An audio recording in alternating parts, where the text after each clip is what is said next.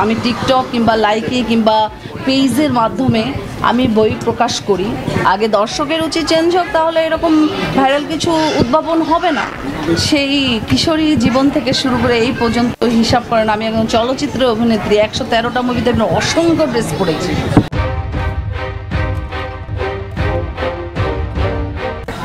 জায়েদ মানে এখন হাসির একটা বিষয় হয়ে দাঁড়িয়েছে। জায়েদ খান হাত উঁচু করলেও মানুষ হাসছে, বাংলাদেশ হেসে উঠছে।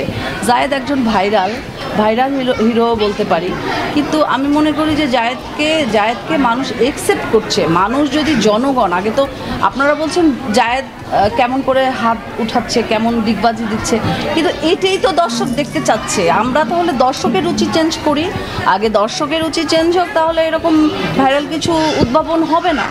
আমি মনে করি যে কোনো পজিটিভ দিক আমরা যদি গ্রহণ করি, সেটা মানুষের অনেক এক্সপিরিয়েন্সও সঞ্চয় হয়, মানুষ অনেক কিছু শিখতে পারে।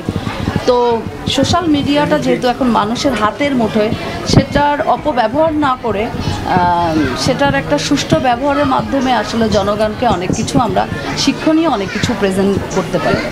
আমি সবসময় চেয়েছি আমি ক্যামেরার মাঝে নিজেকে প্রেজেন্ট করতে। সো আমার দৈনন্দিন যে জীবনের একটা খণ্ডচিত্র আমি টিকটক কিংবা লাইকি কিংবা পেজের মাধ্যমে আমি বই প্রকাশ করি।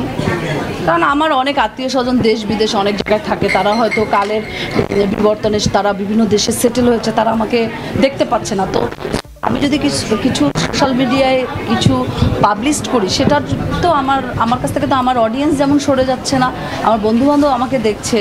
আর আমি সেই কিশোরী জীবন থেকে শুরু করে এই পর্যন্ত হিসাব করেন আমি একজন চলচ্চিত্র অভিনেত্রী, 113টা মুভিতে অসংখ্য ড্রেস পরেছি।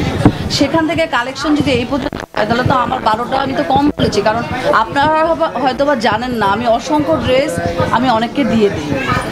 এমনও ড্রেস হয় যে আমি একদিন পরি ওইটা আরেকজনকে দিয়ে দিই, এরকমও হয়। তো আমার 12টা আলমারিতে যে পরিমাণ ড্রেস, এগুলি আমার খুব পছন্দের ড্রেস। তো এটা আমার প্যাশন বলতে পারেন। কোন দেশ থেকে কালেকশন আমি করি না সেটা বল। আচ্ছা, সেটাও যদি বলেন আপনি।